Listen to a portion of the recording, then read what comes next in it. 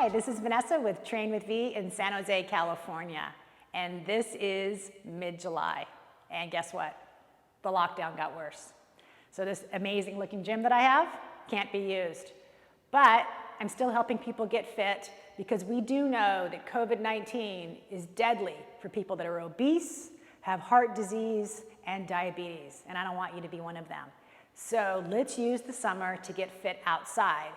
What I'm going to do today is I'm going to show you that you can do some exercises so that your running and walking can be better and without pain. People always think running hurts. It doesn't have to. So we're just going to put you in the proper alignment so that you can run better. If you have watched me on video before, I have something on my feet called Hageland's deformity, which is a bump on the back of my heel. You can see my previous videos that I talk about how I tape my feet, the shoes I wear, that kind of stuff.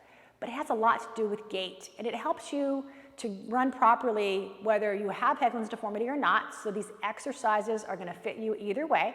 But I do want to talk about what I've been able to do with people who don't even live near me, have ever heard my voice or know me. And this is that they write me emails. And I want to talk about Avi, who's in Mexico, who we communicated on WhatsApp, and you'll see his picture now.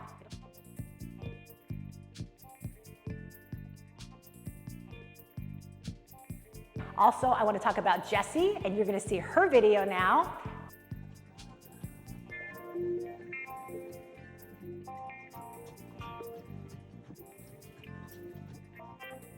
That video shows before and after she did these exercises. And then, of course, Tom, who wrote me about shoes and inserts.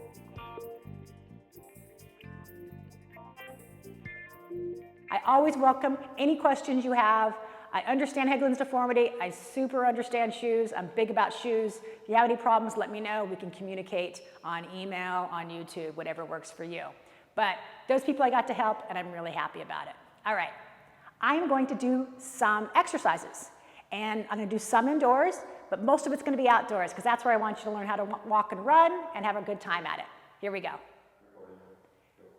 Okay, so guess what? I'm standing in front of a mirror, and I want you to understand how your body works and understand that your posture is going to affect how you run outside.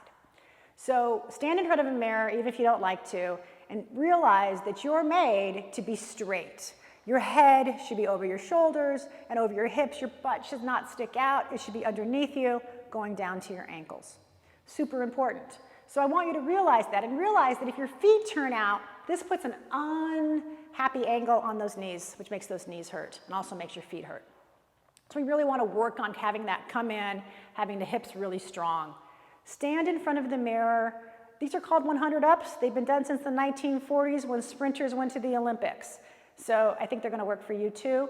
You want to take the right arm first. You're going to push that right elbow straight back, not crossing back, straight back, and that knee's coming up at the same. Now look at my foot. It comes down in the exact same spot, and it comes down straight. Now watch yourself, because if it's coming down crooked, if it's coming down behind you, all that stuff doesn't make you straight. We want to teach your body how that you're going to actually land directly under you. So they call them 100 ups because these guys used to do these in their hotel rooms when they would travel for track meets 100 times. I don't have that kind of time, so we're not going to do that. But I want you to understand that. Do it on the left too. Now my left is my crooked side. We all have a crooked side, so I actually do this more on my left than I do it on my right to make sure my hand doesn't cross in front of my body. That's the main fault I have with my running, especially if I'm trying to run really fast in a race. Okay? That's a great exercise for you to do. Get your body straight, really feel like you have that core really tight down the middle. All right, let's go to the next exercise. So here's another exercise we're going to do. And this is another one that really works on you putting that foot directly underneath your body, because that's what we want it to do when you run. So all I'm doing is going flat against the wall, which uses my hamstring, and then coming down flat. Now you cannot heel strike. Everything I'm teaching you today is to get away from the heel strike. I'm going to show you that bad example in a few minutes too, but I want you to understand your foot goes flat against a wall, comes down flat against the ground. Do this as much as you can. Do both feet up and down, flat against the wall. Now I've told you before, my left side is horrible, and I have to really concentrate to make this even. This next exercise is for you to understand how the power works of your hips. It's all about hips One more time, coming down straight. But you're gonna lean against the wall, probably about 3 foot from a wall. I'm almost 6 feet tall, so maybe not as far for some people. Your hands should be shoulder height.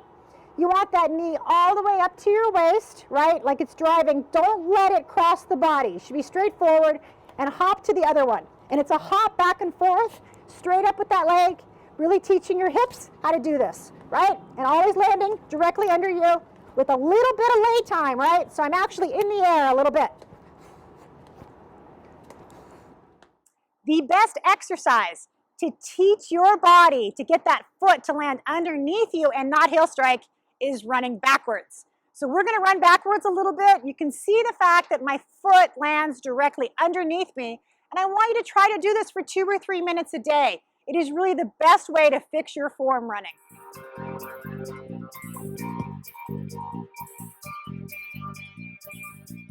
The main thing we're trying to avoid when we run is heel striking, because heel striking actually creates a jarring motion up your spine.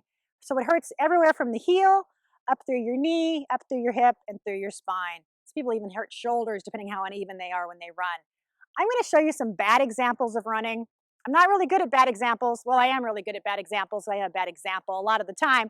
But I'm really going to show you what a heel strike looks like and how you should try to avoid that.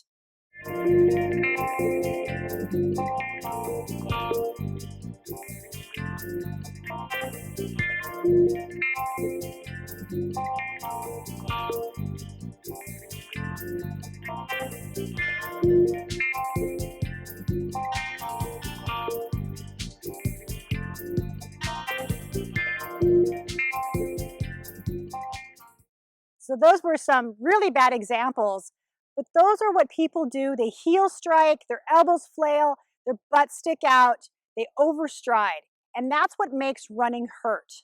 So do those exercises to try to avoid that, to teach your body how to get that leg to land right underneath you. So we've shown you some exercises to make your form really nice and tall and straight. Really think about your core being tight, landing midfoot to forefoot, not heel striking, not overstriding, so your foot's out in front of you. It's be a great beginning just to strengthen your form. Now I'm going to go for a run, and I hope you do too. Have a great day.